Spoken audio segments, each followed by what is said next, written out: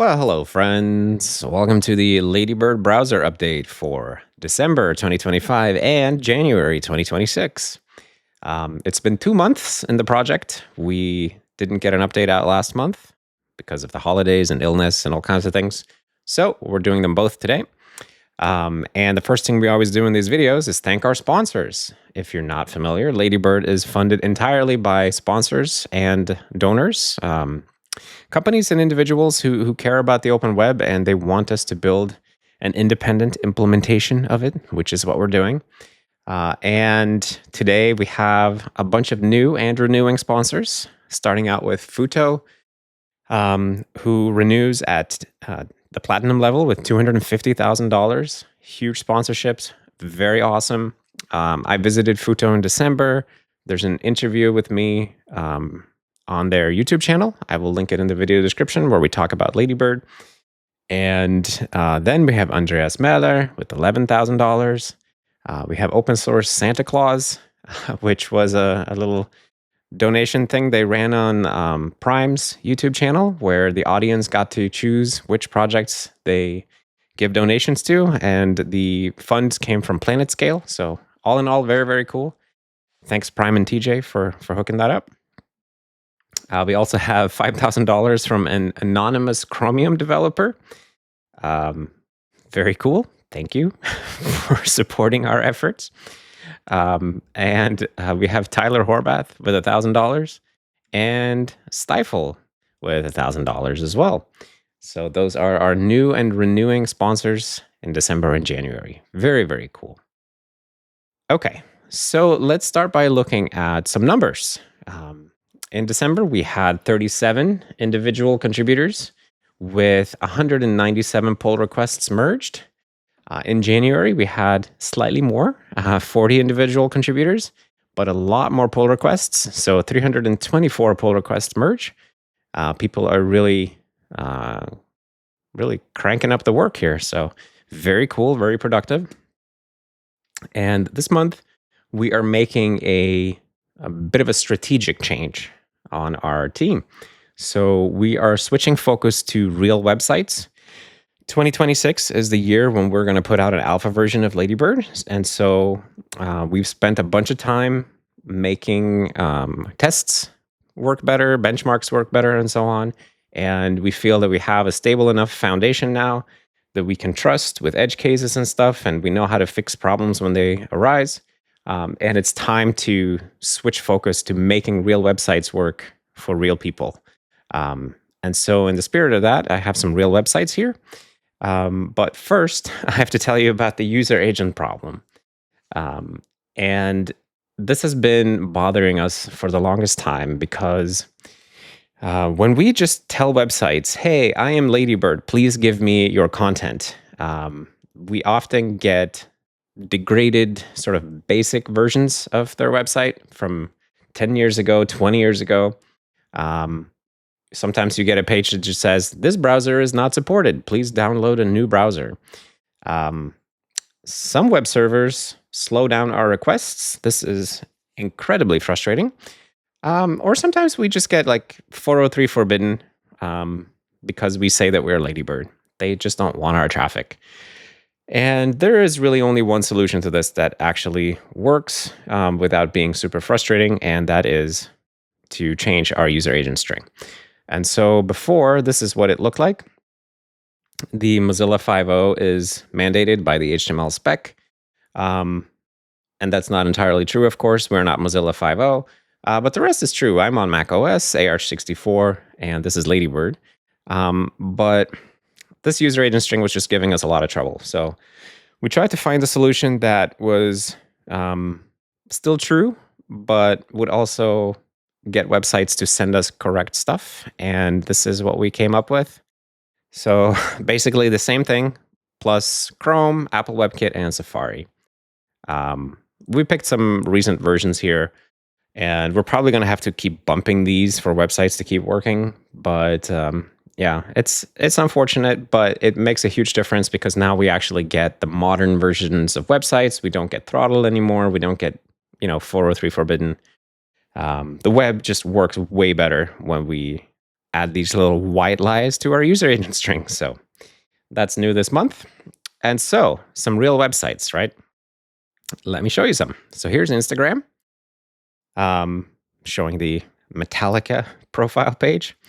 And all we had to do here was implement service worker container.ready. That allowed us to log into Instagram. And the site actually works pretty nicely now that we send the updated user agent string. Another website is Slack. This is one that we fixed this month a bunch. They have a percentage max width in CSS in some awkward places that we were not handling correctly. Now that we do, site looks very good, works nicely. Photop is something we worked on. This is photo of my cat, and I drew a bunch of hearts on her. We had to fix some crashes and justify content behavior. And now Photop works in Ladybird. You can totally use it. Super cool. And of course, we've fixed a bunch of other sites here, just some examples like diagrams.net, TripAdvisor, Google Street View, the Hyperland website. We just keep fixing more and more issues with random websites and popular websites to just get Ladybird to work. Another big websites that we spent a bunch of time on this month is Gmail, and it now looks pretty damn good in Ladybird, and it works pretty well as well. So this is me sending an email to myself, and I spent a bunch of time on Gmail performance, and other people contributed as well. Here are just some of the optimizations that we did. So got rid of a bunch of hash map operations and function instantiation. We did a bunch of layout avoidance and get computed style. Hover selectors now do way less work when you're hovering around your mailboxes. There were some de-optimizations happening due to eval in the Gmail code that we managed to improve so that less of the code gets de-optimized, basically. There were some percentage height resolution problems that we fixed to get the site to lay out correctly. And for a multitude of reasons, you couldn't click on things on Gmail. And they were all really interesting cases or interesting edge cases in z-index and stuff like that, and relative positioning. And we fixed all of that. And now you can click everywhere on Gmail. And it just works. It's awesome. Some other technical highlights this month.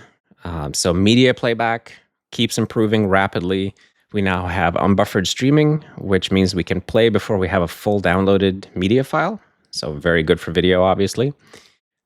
We can now make HTTP range requests. So when you seek in a video or audio element, we can send out HTTP requests to fetch from where you're seeking to instead of continuing the full load.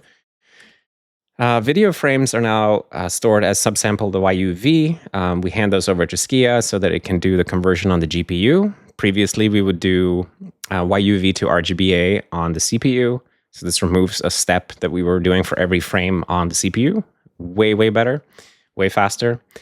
And if you have a video that's paused or not playing, we don't keep the video decoders and their frame caches in memory anymore after a timeout, decreasing memory usage of video as well. And we have sample rate and channel conversion for mixed audio tracks.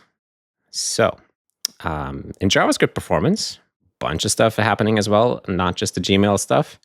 JSON parse now uses the awesome SIMD JSON library, which is very fast, optimized routines for JSON handling. Serialization of JSON with JSON.stringify. Used to do multiple allocations. Now it just creates one string builder and splats into it. So we get one big allocation buffer for the whole serialization process. Way faster. Object literals got faster this month as well. So we, after you've instantiated an object with an object literal, we remember sort of which shape it ended up with, i.e. which properties it had. And then next time you instantiate the same object literal, because you end up in that place in the code again, we remember exactly how that object ended up shaped, and we can create it much faster the second time without shape transitions. In regex, we have a bunch of optimizations like fused char comparisons. We have step back opcode for look behind, and I think, yeah, this one, bytecode buffers are now flattened for cache locality. In our regex VM, it used to be that we were forgetting to flatten the bytecode before running it sometimes, which meant that the bytecode might be in a sort of disjoint memory buffer. And now we just always flatten it so that it indexing into the bytecode stream is always O of 1, which is obviously way nicer. And we also implemented lazy function.prototype. It was an optimization inspired by other engines. So function objects in JavaScript, they get a prototype property, but most people never access this property. So now we only instantiate that property when you access it the first time. Just saves a bunch of time because function instantiation is really common, but accessing .prototype on functions is not. In the CSS land, we now support the part, what's it called, pseudo element, which allows you to style a shadow DOM from the outside world. We also support the random function. So it gives you like actual random values in CSS. CSS is crazy, just keeps getting more powerful every year. Has selectors got a bunch faster now. We now have caching of the match result for them so that we can go way faster the second time you're using a has selector. We've implemented the animation composition property, and we now have support for the resize property on text areas so that you can resize text areas. Very useful feature. In rendering land, we have a new accumulated visual context tree. It contains pre-computed transforms, clips, scroll offset, that kind of stuff. And it's just a much faster data structure, or better data structure for rendering and hit testing that allows us to do a lot of the operations that required tree traversal before. We now have all the state that we need in one place, and we don't have to do a bunch of traversal to figure things out. So it's a lot nicer. We have implemented GPU texture caching for bitmaps. It used to be that every rendering frame, we would re-upload all bitmaps as textures to the GPU. Now we let them stay on the GPU and reuse them for the next frame. Huge time saver. We cache SK text blobs for text. It's a Skia data structure. It just basically means like we're just caching more stuff in Skia and on the GPU, which allows us to, once we upload something to the GPU, we can kind of reuse it in general. That's the general theme here, and this is very useful. And for SVG mask and clip, we now do GPU compositing instead of doing it on the CPU like we were before. In infrastructure and security, we spent a bunch of time hunting down garbage collector leaks. In our test suite, we had like 240 leaked window objects, which is terrible because if you leak a window object, you leak the entire world connected to that window object. We spent a bunch of time. We got it down to 25 leaked window objects in our test suite. We still have to get rid of those as well. It's just a bit more involved. And it's a little bit hairy how to get rid of them. There are some things that it's not always clear when they should go away in JavaScript in the web platform, if ever. So we have to figure out some strategy there. We have spent some time hardening our IPC, our inter-process communication. So if a process, we're a multi-process browser, right? And if one process receives a malformed message, it would previously crash itself, but now it will instead say, oh, well, my peer who sent me this busted message is clearly busted somehow. Let's just disconnect them and not necessarily crash ourselves. And this greatly improves the stability of the browser UI, right? Because if a browser tab starts misbehaving for some reason, we don't want to kill the whole browser. We just want that tab to die. So that was a huge improvement. And we have a bunch of hardening and limitation checks and all kinds of sanity checks in the IPC layer now. So that's very nice. The There's been work on post-quantum crypto, so supporting a bunch of algorithms that are, as I understand it, like viable in the world with quantum computers. This is not really my area, but it sounds fancy, so we're supporting a bunch of that. And in SQLite, our SQLite database, which we use for cookies and local storage and stuff, we now enable the write-ahead log, which was hugely impactful. We had a stupid little test that just ran local storage.set item, I think 100 times, and it took 3.5 seconds because we were f-syncing every time that you did a set item. And after we enable the write-ahead log, it takes 50 milliseconds to do 100 writes. So this is a gigantic performance improvement for local storage and cookies. Very cool. And finally, we've also adopted the libxml2 library for XML parsing. We had our own homegrown XML parser inherited from Serenity OS, where the rule was everything has to be built in-house, but it was never a particularly good XML library. Like we didn't have any reason to keep it when we can just use the industry standard libxml2 and not have to think about XML parsing ourselves. And I think this is good. I know there's been some controversy about libxml2, but at the end of the day, it is the industry standard that everybody's using. And until that changes, or if that changes, we will adapt. But right now, it's certainly significantly better tested and like more battle tested, right, than our own homemade parser that also was way less correct. So libxml2 for now. In HTTP caching, we've made some advances. The disk cache is now enabled by default. So we had the memory cache on by default. Now the disk cache is on by default as well. We support stale while revalidate, which means that you can serve like a cached resource, and then it just spawns a background request to refresh it. Super cool. We support all of the cache control directives, no store, no cache, max age, and so on.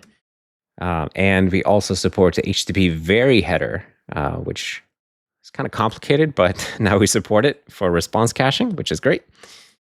And we've integrated with the Fetch API cache mode stuff as well. So super cool. Our HTTP cache is now really good, I think. It works really well. But there are probably bugs, so if you find any, please report them. Okay, that's a lot of talking. Let's do a little demo. Okay, here we are on ladybird.org on macOS Tahoe. What we usually start by doing is visit new and renewing sponsors in these little demo segments. So we had Futo at the platinum level here. In silver, we have Andreas Mahler, who didn't leave us a link. In bronze, we have anonymous Chromium developer, who didn't leave a link either, but I guess we can go to chromium.org. And then in the copper level, we have Stifle and Tyler Horvath. So those are our new and renewing sponsors. So Futo is a very cool organization in Austin, Texas. They build open source software, and they also sponsor open source projects like us. And they've decided to sponsor us again, which is super awesome, through their grants program here. Look, there's Ladybird. And their website has changed a bit since the first time we were sponsored, but it still seems to work. Although actually the background is a little jank. We need to fix that, I think. It only updates when I click. Okay, that's definitely a bug on our side. Something to do. But thank you, Futo, for sponsoring. Very, very cool. And Chromium, of course. We have an anonymous Chromium developer sponsoring this month. You may have heard of Chromium. They also make a browser. Some people say there are thousands of people working on this. We are not quite that many, but I think we can still build a browser, I think. We'll see. And then we have Stifle here. So Stifle's real name, Steven, is a software shepherd who works for Vercel. Right. Well, thank you. Thank you, Stifle. Let's see what kind of projects you have here. Let's see. Randomly generate dad jokes. Oof, well, we got to try that one. Okay, it looks a little broken in Ladybird, but why did the functions stop calling each other? Because they had constant arguments.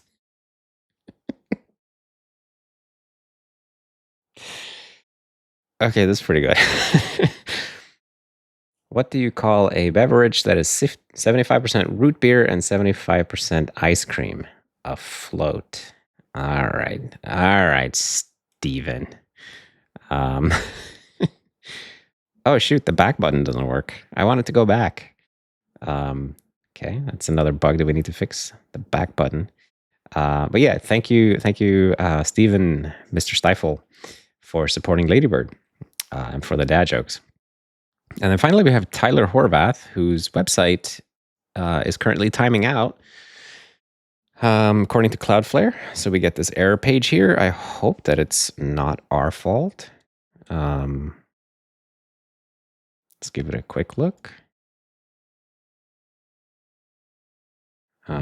Trending on Google, the devil wears Prada. Okay, well, that seems unrelated. Okay, so Tyler's website is currently not working, but it did give us an opportunity to look at this Cloudflare breakage website. So that's cool. Let's try to remember visiting Tyler's page next month. Okay. So, yeah, so the theme this month has been, of course, real websites for real people. So let me show you Gmail as it is right now. I will log into Gmail here and maybe write a message to myself, let's say. Hello, this is you. Sup. Maybe we use a little bold, a little italic, a little underline. Look at that. Maybe some Comic Sans. And we'll send it. Look, it shows up. How cool is that? I don't know. I just think this is so cool. Look how fast these are. We had some real problems with these lagging here, like these little mailbox hover states. There's a bit of a flicker I'm noticing now, but pretty cool though how well it's working, all things considered. Pop to a separate window actually kind of works. Very, very, very cool. Settings, does that work? Can I change the theme? That might be asking too much. No? Okay, these are not working. Can I change the density? Okay, density changing worked. Right, but the theme change doesn't quite work. Okay, so there are some things that we need to fix still. But very cool. Composing, sending messages with Gmail works. I can probably look at my spam and maybe we can just, can we get rid of all of it? Delete forever. Goodbye, spam. Okay, that's taking a hot minute. Yeah, I probably need to work out why that's so slow. But Gmail, way better than it's ever been in Ladybird, that's for sure. Super cool. Okay, so next I wanted to show you Photopea. So Photopea is a web-based image editor. I guess you can also generate with AI. So why don't we type something in here like Ladybird, Ladybird playing Flappy Bird on a Nintendo Game Boy. I don't know. Putting myself on the spot here to come up with something. Is it gonna work? Or is it stuck? Or is it working? It's hard to tell. In the meantime, I guess we can open this image in a new tab. Ah, shoot. Okay, I think it might not be working. Okay, so then let's instead just open from computer. I guess we can go and find an image somewhere. What would be a cool image? Like a cool capybara. Cool cat. Okay, typing here is a little busted. Sometimes it backspaces without me wanting it to. Okay, that looks like a pretty cool capybara.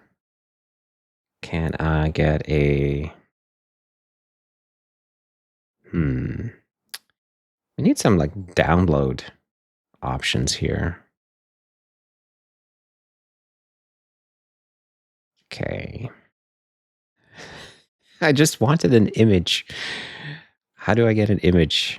Cool capybara. I'll just get one with Firefox. I'll cheat. Let's get this one. And let's save it on the desktop. All right. Here we go. And then we will open this up. Okay. We have a little loading thing stuck here, actually. That's not very nice. Try that one more time. Okay. So let's try to edit this capybara. Maybe I will, I don't know, give him bigger nostrils. I don't know. But it's cool that you can do this. I think it's very cool. And we crash if you try to insert text. I wonder why. That's probably something wrong on our side, obviously. Typed array prototype set. Okay, we need to fix that, whatever that is. But a lot of this thing works. Apparently not text, but you can definitely smudge. Look at that, smudging the little guy. Can we do a gradient, maybe? Yes, we can. Wonder if you can make a gradient with. Can you do with a little bit? Okay, I don't know how to use this.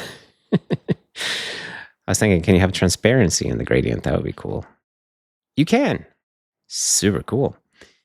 Okay. Well, you get the idea. Photopea, amazing how well it works, I think. Even though we had a little bit of instability there with the text tool, we need to look into that one. And the generate AI either took too long or didn't work. I'm not sure. Anyways, maybe let's be happy with that. Before we go, I want to thank everybody who contributed some kind of code or something else in December and January. This is a list of all the people with a commit in the repository in December and January. Thank you all so much for working on Ladybird. It's great that there's at least some new people every time on these lists. I love that. And I hope to see many more new people in the future. Yeah, it's been a great month. Great 2 months, great progress, and super excited about switching our focus to working on real-world websites. Now, we still continue with the web platform tests, but that's no longer the focus. It will be secondary. So we're tracking regressions and we're trying to improve WPT, but real world website use cases is now the main focus. So got to get ready for that alpha. Okay. Thank you for watching the video, for stopping by, for keeping up to date with our project. Go to ladybird.org if you want to get involved, if you want to join our Discord, get the Git repository link, everything. Want to become a sponsor, go there. And we'll see each other next month.